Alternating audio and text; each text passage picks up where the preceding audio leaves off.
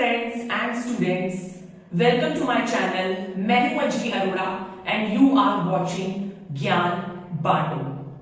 आज हम political science यानी सिविक्स का यानी क्लास 6 का चैप्टर नंबर 3 लेकर आए हैं, जो कि कहता है व्हाट इज गवर्नमेंट। गवर्नमेंट क्या है या what do you understand by the term government. Government word से आप क्या समझते हैं।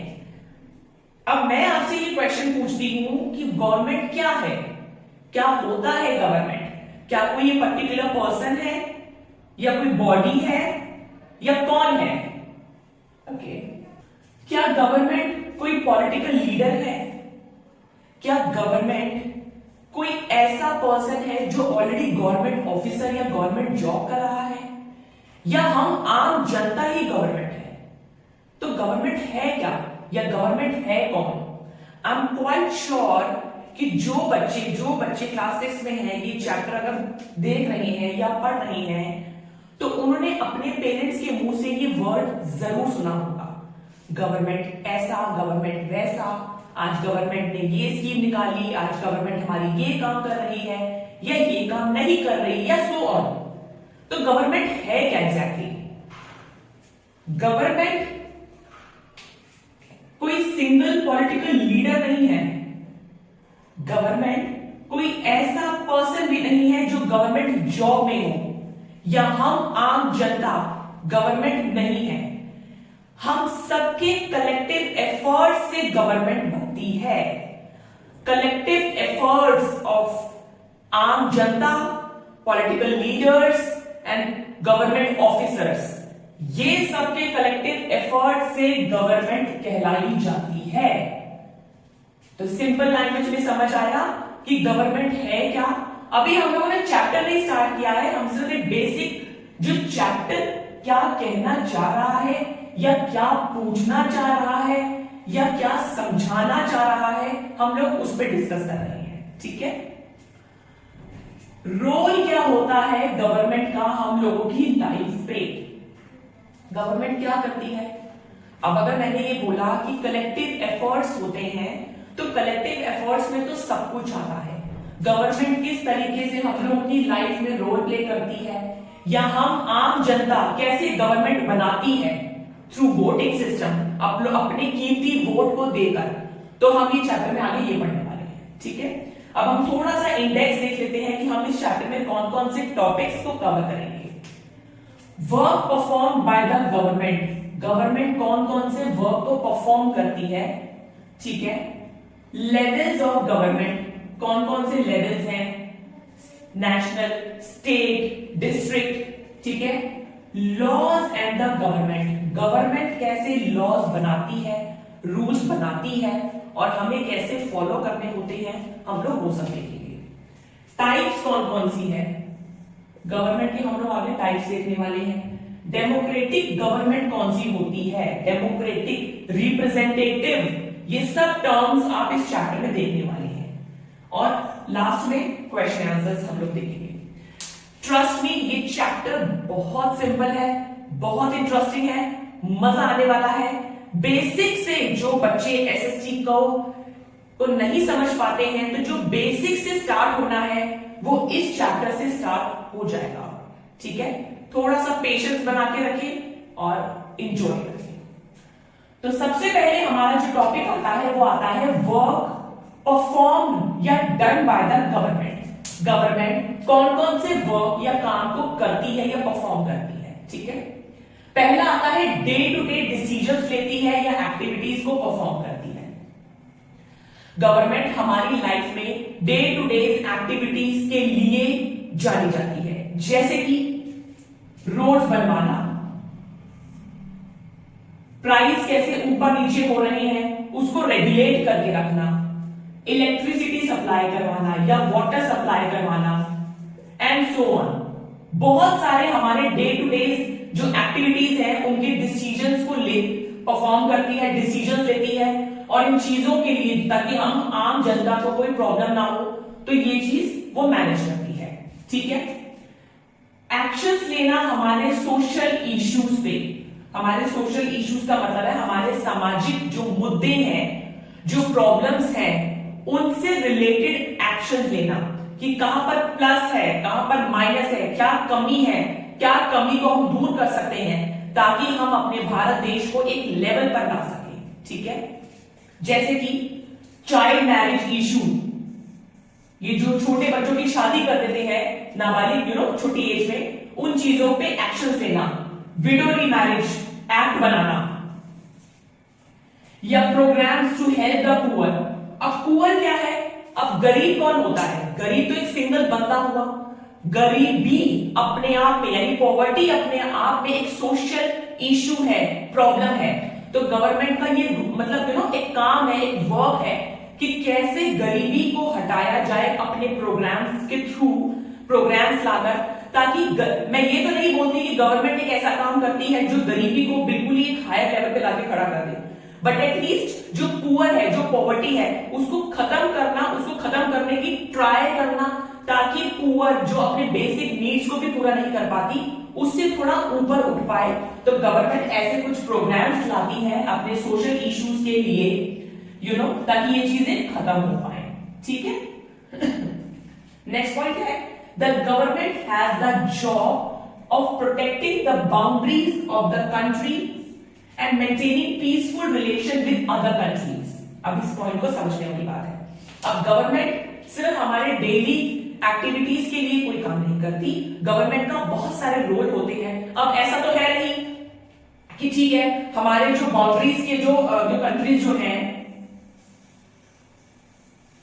ठीक है, जो कंट्रीज हमारे बाउंड्रीज को टच कर रही हैं, उनके साथ हमारे रिलेशन अगर मान लो कुछ बिगड़े हुए हैं तो मैं खुद उठकर जाऊं और तलवार लेकर उनसे लड़ने बैठ जाऊं, नहीं।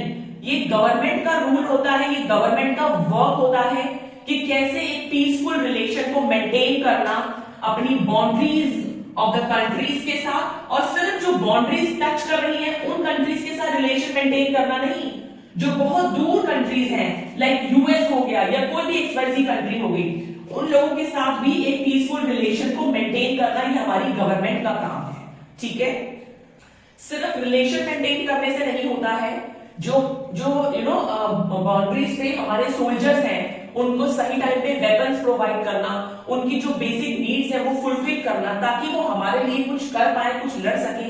और जो कंट्रीज हमारे कंट्री से जो पंगा लेती है उनको कैसे उनकी पिटाई करना, ये सब काम भी सब गवर्नमेंट का होता है। ऐसा नहीं है कि आज कोई भी बच्चा उठ के जा रहा है, मम्मी आज मैं कफन बांध के जा रहा हूं, मैं बाउंड्रीज पे जाकर सबसे लड़कर आऊंगा और अपने देश को एक पीसफुल कंट्री बनाऊंगा। ऐसा नहीं होता है, ये हमारा किसी इंडिविजुअल का रोल नहीं है, ये सारा का सारा काम गवर्नमेंट का होता है जो वो रोल प्ले करती है। ठीक है, तो next point, when there are natural disaster like tsunami हो गया या अर्थक्वेक हो गया, it is a government that mainly organise aid and assistance for affected people. क्या मतलब हुआ इस बात को? अब कुछ प्रॉब्लम्स ऐसी होती हैं जो नेचुरल होती हैं, जिसमें हमारा कोई कंट्रोल नहीं होता। अब जैसे मैं 2022 में आज खड़े होकर या आपके सामने चैप्टर को रिप्रेजेंट कर रही हूं, जो 2022 में है, जो ये चैप्टर को देख रहा है, सबसे पहले अपना एक थम्स अप दीजिए। हम लोगों ने कैसे कोरोना की महामारी जो इतनी बड़ी अच्छे लेवल पे ये बीमारी आई हमारे देश पर अटैक किया, तो कैसे गवर्नमेंट ने पहले लॉकडाउन लगाया, फिर वैक्सीनेशन के लिए हमारे लिए प्रोग्राम्स लेकर आए, फिर किस किस ने वैक्सीनेशन लगवा लिया है उन सबका डेटा रिकॉर्ड करना। तो ये सब काम किसका होता है? ये सब काम होता है गवर्नमेंट का। गवर्नमेंट को ये जो नेचुरल डिजास्टर होते हैं, प्रॉब्लम्स होती हैं, सुनामी हो गया, अर्थक्वेक हो गया, कोरोना हो गया, सारे लोग यही बोल रहे हैं ना कि कित्थों आया कोरोना। गवर्नमेंट ने इस चीज से रिलेटेड जो नेचुरल प्रॉब्लम्स है उस चीज से बचाने के लिए भी अपने प्रोग्राम्स को ऑर्गेनाइज करती है और हम जैसे लोगों को असिस्टेंस देती है ताकि हम इन सब चीजों से बाहर आ सके। ठीक है ना, आगे बढ़ते हैं। गवर्नमेंट क्या करती है? गवर्नमेंट जो है वो डिस्प्यूट भी रिजॉल्व करती है और जो क्रिमिनल्स होते हैं उनको पनिशमेंट देती है, और ये करती है गवर्नमेंट कोर्ट्स के थ्रू, यानी कोर्ट्स भी हमारे गवर्नमेंट का ही पार्ट है। अभी जब ये चैप्टर शुरू होना था तो मैंने क्या बताया था? गवर्नमेंट कोई आम जनता नहीं है, गवर्नमेंट कोई गवर्नमेंट ऑफिसर नहीं है या गवर्नमेंट कोई पॉलिटिकल लीडर को रिप्रेजेंट नहीं करता। इन सबके कलेक्टिव एफर्ट्स को गवर्नमेंट कहा जाता है और कोर्ट्स भी हमारे गवर्नमेंट का ही पार्ट है। अब जैसे मान लो मेरा पर्स चोरी हो जाए तो उस चीज को रिजॉल्व करना, क्रिमिनल्स को पनिशमेंट देना, ये भी गवर्नमेंट का ही पार्ट है। ठीक है, अभी हम ये बोलते हैं कि how government manage to do all this. Government, मैंने बोला कि गवर्नमेंट का ये जो भी गवर्नमेंट है ये कलेक्टिव एफर्ट से गवर्नमेंट बनती है, बट गवर्नमेंट ये सब कैसे मैनेज करती है, जितना भी मैंने अभी आपके साथ डिस्कशन किया, तो गवर्नमेंट क्या करती है, अपनी कुछ ऑर्गेनाइजेशंस के थ्रू ये सब चीजों का रोल प्ले करती है। जैसे कि कोर्ट्स हो गया, अभी मैंने बताया, म्यूनिसिपैलिटीज हो गया, हमारा एजुकेशन बोर्ड हो गया, रेलवेज हो गया, तो ये जो डिफरेंट एंड सो ऑन, तो ये जो डिफरेंट ऑर्गेनाइजेशन है उसके थ्रू गवर्नमेंट रोल प्ले करती है हमारी लाइफ में। ठीक है, अभी why it is necessary for them to do so, government के लिए ये नेसेसरी है क्यों कि हमारे लिए कोई ऑर्गेनाइजेशन के थ्रू ये सब काम करे, क्यों इंपॉर्टेंट है, क्योंकि some rules have to be made that apply to everyone. कुछ रूल्स तो गवर्नमेंट को हम लोगों के ऊपर लगाने ही पड़ेंगे ताकि कुछ सिस्टमैटिक चीजें मेंटेन रहे। अगर मान लो गवर्नमेंट हम लोगों पर रूल लगाए ही नहीं तो क्या होगा, अमीर और अमीर होता जाएगा, वो गरीब को वैल्यू भी नहीं करेगा, पुअरेस्ट होते जाएंगे, जबकि पुअर के लिए तो गवर्नमेंट ऑलरेडी प्रोग्राम्स लाने का प्लान कर रही है। तो गवर्नमेंट तो प्लान्स ले आएगी, बट अगर गवर्नमेंट ही नहीं होगी या ये सब काम ही नहीं करेगी तो हम लोग तो उस चीज को वैल्यू ही नहीं करेंगे ना। अब मैं एक एग्जांपल देती हूं, आई एम क्वाइट श्योर कि ये चीज आप इसको रिलेट कर पाएंगे। क्या होता है, क्लास है, मेरे रूम में मान लो मेरी क्लास में 40 स्टूडेंट्स हैं, तो टीचर क्या करती है, टीचर हुई गवर्नमेंट, तो टीचर ने क्या किया, एक मॉनिटर को अपॉइंट किया ताकि उसकी एब्सेंस में मॉनिटर सब चीजें मैनेज कर पाए, डिसिप्लिन मेंटेन रहे। तो गवर्नमेंट नहीं होगी, ऑर्गेनाइजेशन नहीं होगी, तो हम लोग तो फ्री पंछी की तरह कुछ भी कर रहे हैं, कोई रूल्स नहीं है, कोई रेगुलेशंस नहीं है। ठीक है ना, तो गवर्नमेंट को इसलिए ये सब चीजें मेंटेन करनी पड़ती हैं। अभी नेक्स्ट टॉपिक जो आ रहा है वो आता है वो लेवल्स ऑफ गवर्नमेंट। गवर्नमेंट के कौन कौन से लेवल्स हैं, how government manage to do all this. मैंने बोला कि how government manage to do all this through organisations, but organisation, let's say ये इंडिया का मैप है, मैंने सिर्फ रफ मेंटेन किया, लेट्स से आपका कोई शहर है, गुजरात कह लो, तो क्या गुजरात में बैठकर आप सब चीजें मैनेज कर पाओगे, बाकी स्टेट्स को भी देख लोगे, नहीं ना। तो क्या होता है कि गवर्नमेंट ऑर्गेनाइजेशन तो बना देती है, लेकिन वो चीजें भी कुछ लेवल्स के थ्रू होकर निकलती हैं। तो गवर्नमेंट वर्क करती है अपने डिफरेंट लेवल्स पे, नेशनल हो गया, स्टेट हो गया या और लोकल हो गया। तो लोकल लेवल का मतलब है जो हमारे विलेजेस हो गए, गांव हो गए, लोकल लोकेलिटीज हो गई। स्टेट लेवल हो गया जो एंटायर स्टेट को रिप्रेजेंट करता है, जैसे यूपी हो गया, एमपी हो गया, राजस्थान हो गया, बिहार हो गया, सॉरी बिहार नहीं, गुजरात हो गया। अभी मुझे कमेंट सेक्शन में अभी जो ये बच्चे वीडियो देख रहे हैं, हमें एट प्रेजेंट 2022 के डेटा के अकॉर्डिंग बताएं कि हमारे कितने स्टेट्स हैं। ठीक है, और नेशनल लेवल का मतलब है जो पूरी एंटायर कंट्री को रिप्रेजेंट करे। अब एंटायर कंट्री तो ठीक है, लेकिन हम डिफरेंट लेवल्स पे यानी स्टेट्स पे भी हम लोग गवर्नमेंट को अपॉइंट करते हैं ताकि हर स्टेट भी अपनी स्टेट को मैनेज कर पाए। तो क्या होता है, गवर्नमेंट रोल परफॉर्म करती है ऑर्गेनाइजेशंस के थ्रू एट डिफरेंट लेवल्स ताकि बेटर परफॉर्म कर पाए, बेटर चीजों को मैनेज कर पाए गवर्नमेंट। ठीक है, अब जो हमारा नेक्स्ट टॉपिक आने वाला है वो है लॉज एंड द गवर्नमेंट। ठीक है, गवर्नमेंट क्या करती है, रूल्स बनाती है और हमें फॉलो करने होते हैं। गवर्नमेंट वही कि कुछ ऑर्गेनाइजेशंस हैं जो रोल प्ले करती है हम लोगों के लिए।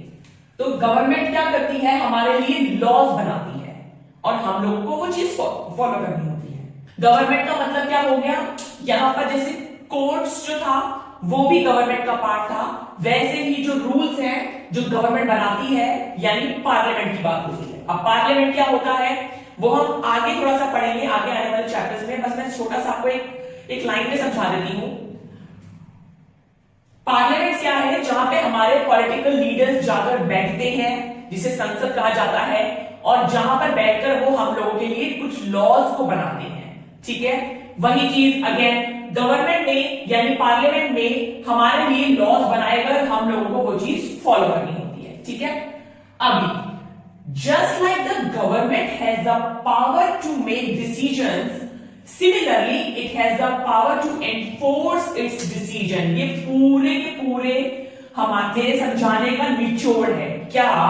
जैसे कि गवर्नमेंट के पास पावर है, पावर्स है टू मेक डिसीजंस को बनाने की, उसी तरीके से गवर्नमेंट के पास उसी पावर्स को एनफोर्स कराने का भी डिसीजन होना चाहिए। जैसे कि एग्जांपल देते हैं, कैसे कोरोना चल रहा था, चल भी रहा है आज की डेट में भी कोरोना चल रहा है।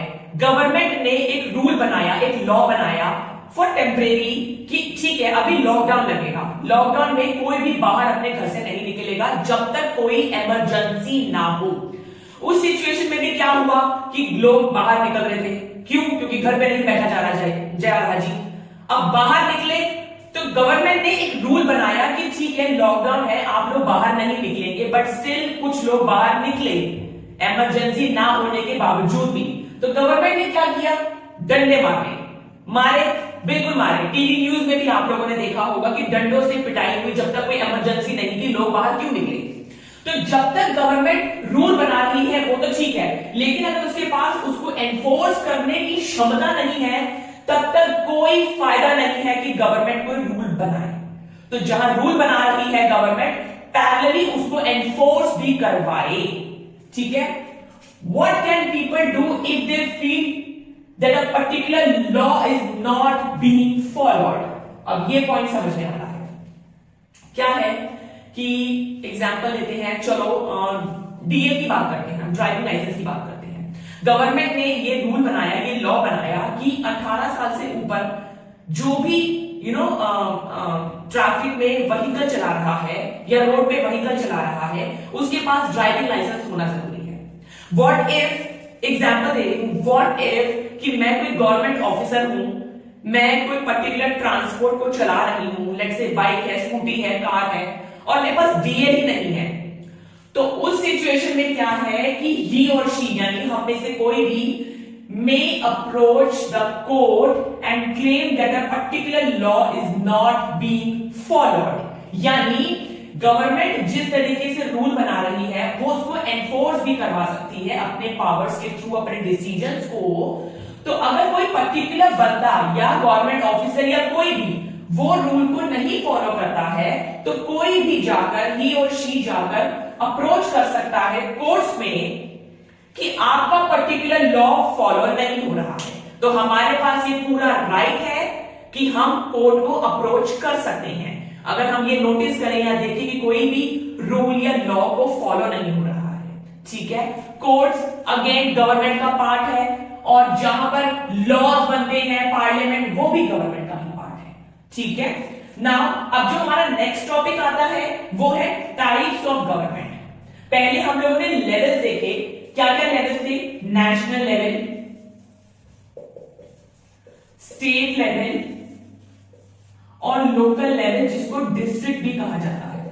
ठीक है, तो ये हम लोगों ने 3 लेवल देखे। बट अब 3 लेवल्स पे भी जो गवर्नमेंट काम कर रही है वो, एग्जांपल जैसे मान लो स्टेट की मैं बात करती हूं, ठीक है, ये तो हुआ एंटायर कंट्री की। स्टेट में भी जो गवर्नमेंट काम कर रही है वो कौन सी गवर्नमेंट हमारे स्टेट में काम कर रही है, तो अब गवर्नमेंट की हम लोग टाइप्स देखने वाले हैं।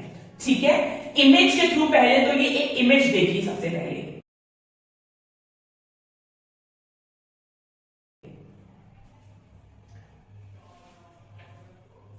अब इस इमेज को क्या दर्शाता है?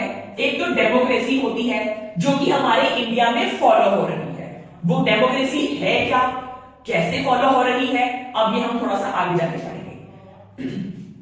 एक है मोनार्की। आपकी एनसीईआरटी में 2 ही टाइप्स की गवर्नमेंट है, बट ये सिर्फ मैं बताने के लिए लिखा है मैंने। एक है मोनार्की। मोनार्की में क्या होता है? राजा का बेटा राजा।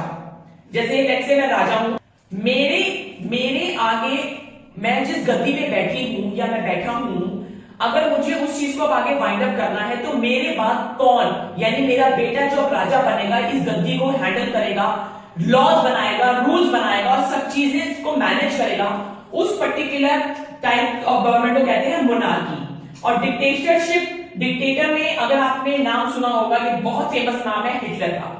कई बार तो हम अपनी क्लास टीचर में भी, जो स्कूल में टीचर्स होती थी, हम उसमें बोलते थे हिटलर टाइप है ये, कितना डिसीजन मतलब थोपती है हमारे पास, बिल्कुल स्ट्रिक्ट टाइप टीचर है ये, तो उसको डिक्टेटर कहा जाता है। वैसे तो दोनों में ही क्या होता है, एक ही बंदा होता है, हैंडल करता है। अब डेमोक्रेसी में क्या है, जो हमारी इंडिया में फॉलो होता है वो हम आगे पढ़ेंगे, लेकिन इसमें क्या होता है, एक ही बंदा लॉ बनाता है, रूल्स बनाता है और पूरा फॉलो करवाता है। ठीक है, अभी who gives the government this power to make decision and enforce law? Government को, ये जो भी टाइप की गवर्नमेंट है, उस गवर्नमेंट को पावर्स कौन देता है कि वो डिसीजंस ले और उनको एनफोर्स करवाए? कौन देता है? वो देता है कि वो डिपेंड करता है बेसिकली कि उस पर्टिकुलर कंट्री में कौन सी टाइप की गवर्नमेंट चल रही है।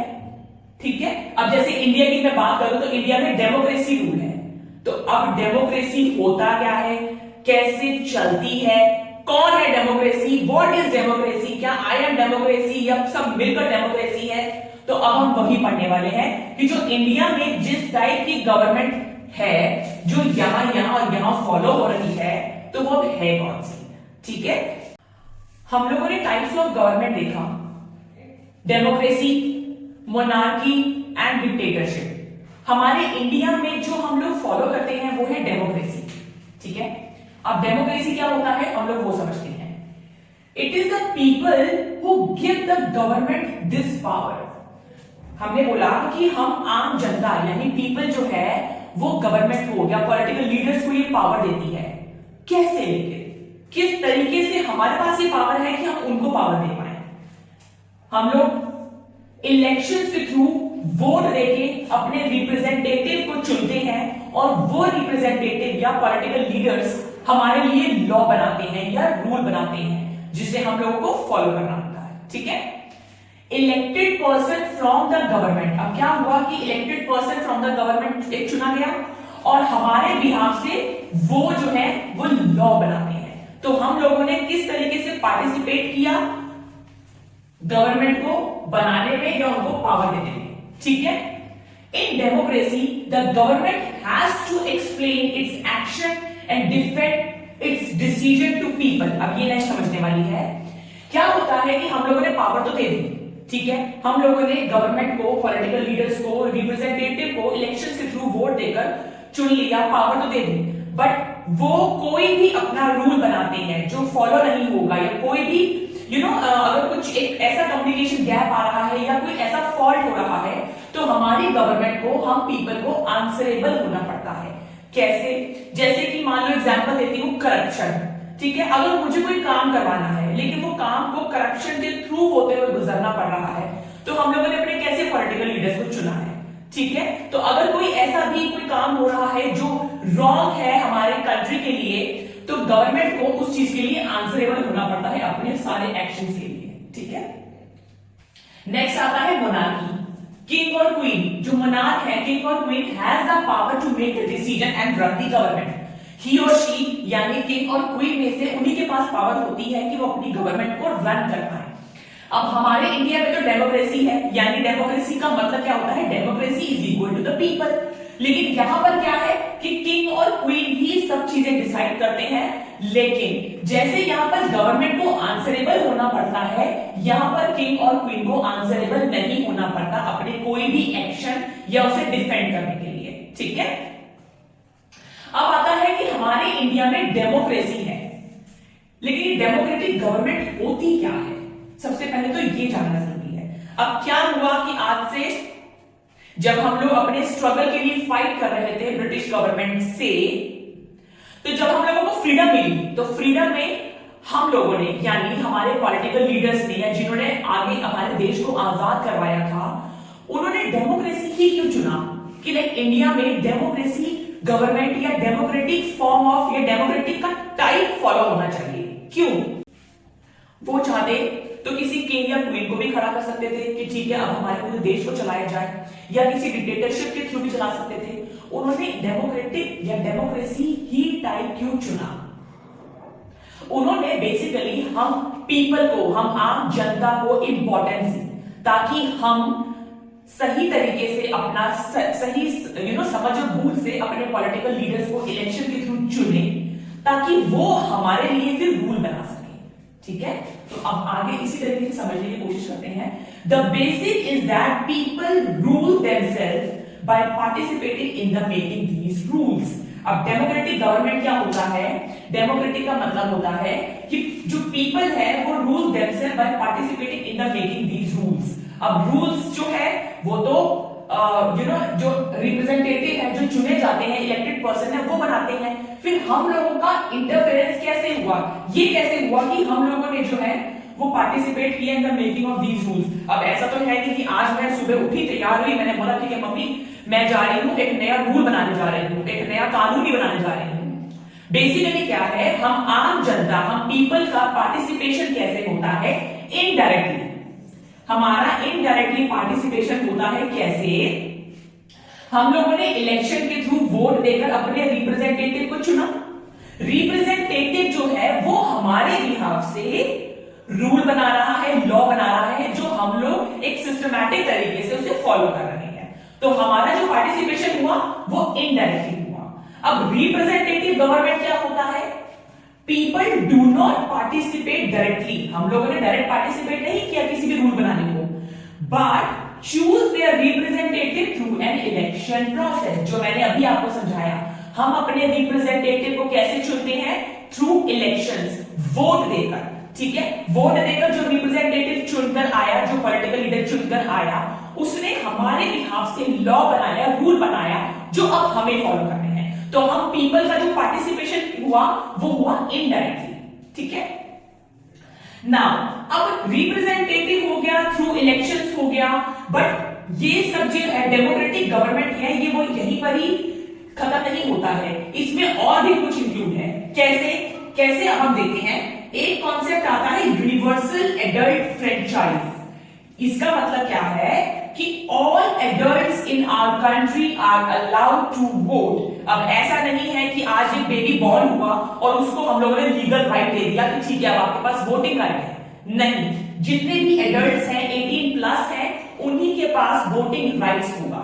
उसे कहते हैं यूनिवर्सल एडल्ट फ्रेंचाइज। हमारे इंडिया में क्या था? बिफोर इंडिपेंडेंस, आजादी से पहले, only a small minority was allowed to vote and they therefore came together the fate of the majority।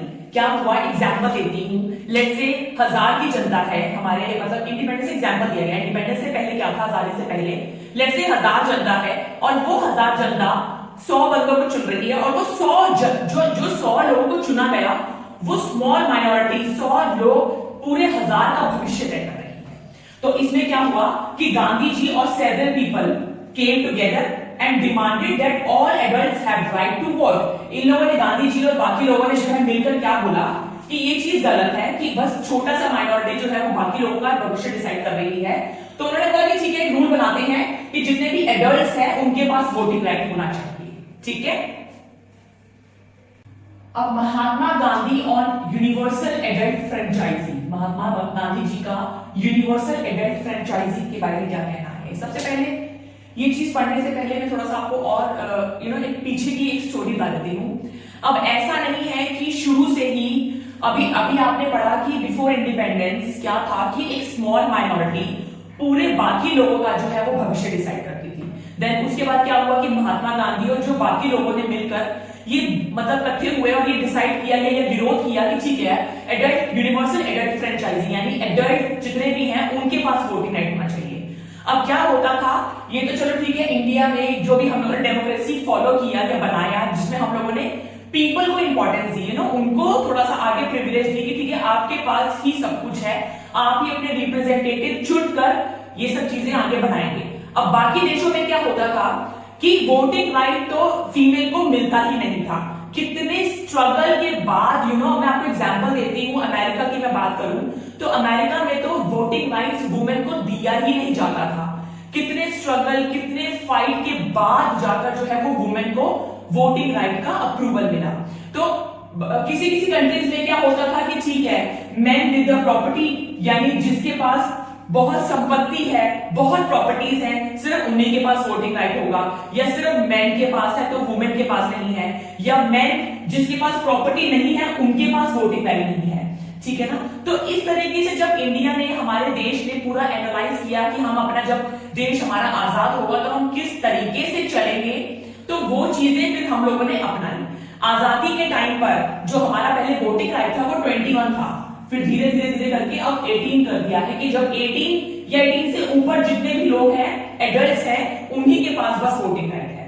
तो महात्मा गांधी जी ने ऑन यूनिवर्सल एडल्ट फ्रेंचाइजी पे अपने एक जर्नल, यानी कोई मैगजीन टाइप होती थी, उसमें क्या लिखा था, स्टूडेंट्स जो कॉम्पिटिटिव एग्जाम की तैयारी कर रहे हैं ध्यान से देखें, Young India in 1931 by Gandhi ji. Direct MCQ का क्वेश्चन है, डायरेक्ट एमसीक्यू का। उन्होंने क्या बोला, I can not possibly bear the idea that a man who got wealth should have the right to vote, यानी जिसके पास वेल्थ है सिर्फ उसी के पास वोटिंग राइट है, but that a man who has got character but no wealth or literacy should have no vote, यानी जिसका कैरेक्टर अच्छा है, यानी वो मोरली अपना कैरेक्टर को अच्छे से जस्टिफाई कर रहा है अपनी सोसाइटी में, लेकिन उसके पास वेल्थ नहीं है, लिटरेसी नहीं है, उसके पास कोई वोटिंग राइट नहीं है। या फिर ये कह लो that a man who has work honestly by the sweat of his brows day in and day out should not have the voting for the crime of being poor man। गरीब बंदा है जो अपने खून पसीने से मेहनत कर रहा है, स्टिल उसके पास वोटिंग राइट नहीं है, तो ये चीज गलत है। तो महात्मा गांधी जी ने अपने इस जर्नल में ये चीज मेंशन करी है कि किस तरीके से मैन विद द प्रॉपर्टी कह लो या गुड कैरेक्टर कह लो, कि उन लोगों के पास वोटिंग राइट नहीं है, लेकिन सिर्फ जिसके पास वेल्थ है उसके पास वोटिंग राइट है। तो किस तरीके से हमारे देश में हर चीज धीरे धीरे धीरे करके सब चीजें एक सिस्टमैटिक तरीके से आई। तो हम आम जनता का किस तरीके से रोल होता है, आपने इस चैप्टर में अब सब चीजें पढ़ी। तो इसी के साथ हमारा ये chapter what is government political science class 6 का चैप्टर नंबर 3 आज फिनिश हुआ। ये अब इसके बाद जो है हम लोग इसके क्वेश्चन आंसर्स देखेंगे। ठीक है, थैंक यू सो मच।